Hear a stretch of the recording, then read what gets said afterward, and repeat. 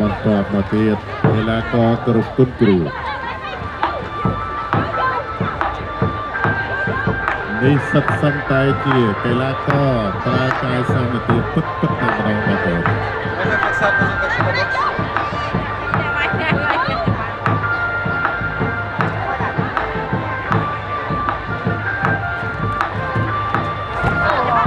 កីឡាករពីររូបនេះ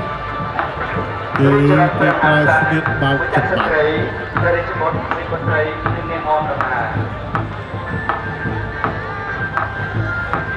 ហើយបើការបោកច្បាប់នេះវាមិនប៉ះពាល់ត្រូវកែងត្រូវជង្គង់ក៏បែកថ្លើមដែរពីព្រោះកីឡាករបោកច្បាប់នេះវាអាចប៉ះពាល់ដល់ថ្លើម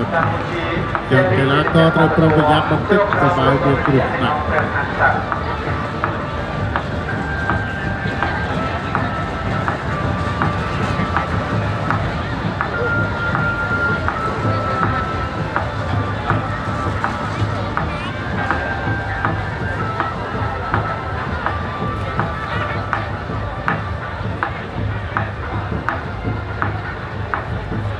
កងទ័ពដែលមានកងប្រវេនិងកងខែកងរំសងត្រីទុំបាត់ស្ពួន